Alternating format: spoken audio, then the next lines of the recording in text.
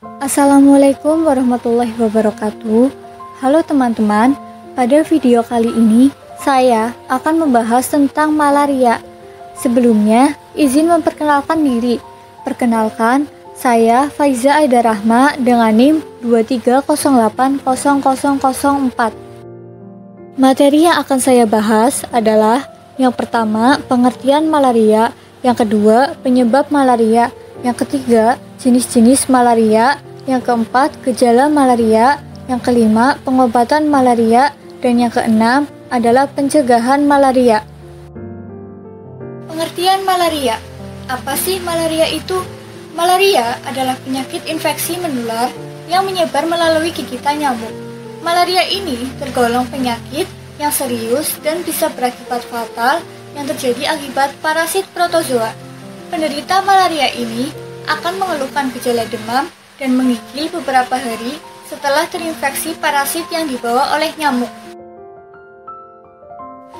Selanjutnya ada penyebab malaria. Penyebab malaria dikarenakan gigitan nyamuk. Jenis nyamuknya adalah nyamuk Anopheles yang sebagai pembawa parasit Plasmodium. Penyakit malaria ini tidak dapat menular dari orang ke orang, tetapi bisa menyebar dengan cara transfusi darah, transplantasi organ, berbagi jarum, dan dari ibu hamil ke bayinya yang belum lahir. Berikut adalah proses secara rinci mengenai nyamuk Anopheles yang menggigit sehingga menimbulkan penyakit malaria. Nyamuk Anopheles menggigit tubuh manusia dan mengeluarkan air liurnya ke dalam aliran darah manusia untuk mencegah pembekuan darah. Melalui sekresi inilah parasit mendapat kesempatan masuk ke dalam tubuh manusia, yakni dalam bentuk sporozoid atau tahapan dalam siklus hidup Plasmodium, lalu menuju ke hati yang nantinya menyerang sel-sel hati dan tinggal di dalamnya pada waktu yang lama untuk bereproduksi secara aseksual untuk meningkatkan jumlahnya, lalu melepaskan diri ke aliran darah dengan mengeluarkan sel-sel hati. Bentuk pelepasannya ke aliran darah disebut merozoid, yang menargetkan sel darah merah dan berkembang menjadi struktur seperti cincin disebut tropozoid. Bentuk ini dibagi dua, yaitu sebagian besar tropozoid memulai siklus aseksual untuk menghasilkan merozoid baru, atau disinilah terjadi secara eksponensial. Jumlah merozoid yang dihasilkan terlalu besar untuk ditampung sel darah merah, maka dilepaskan bersamaan lalu menyerang sel darah merah baru. Nasib lainnya adalah siklus aseksual.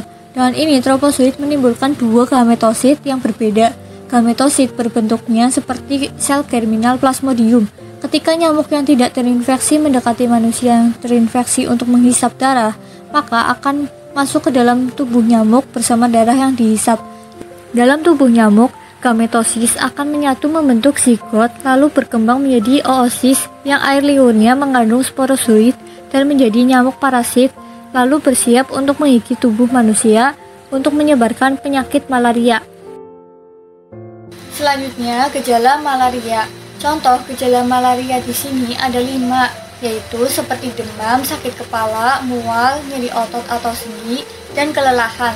Beberapa orang yang mengidap penyakit ini mengalami siklus serangan malaria.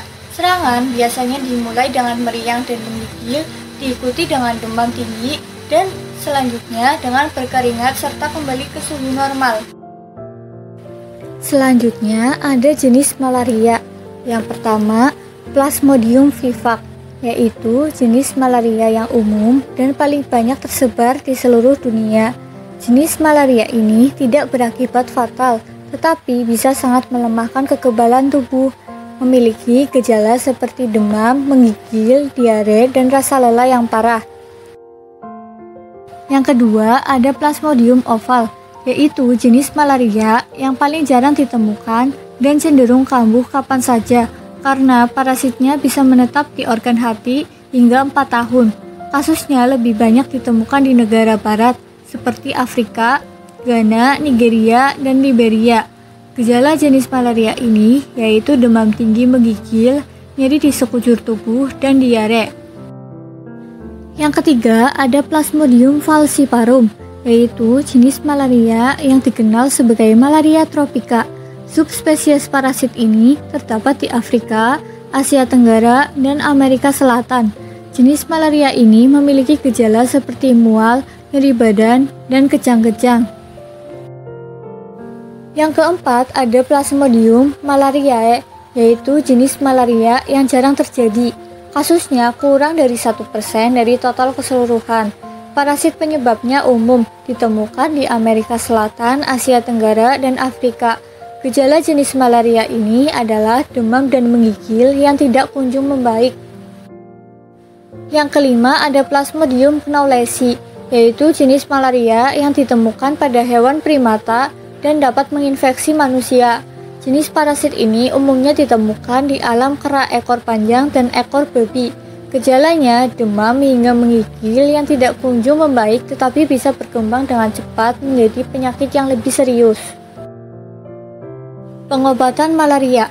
Jenis obat dan lama pengobatan malaria tergantung pada jenis, lokasi orang tersebut terinfeksi, usia, apakah sedang hamil atau tidak, dan seberapa sakit pada awal pengobatan.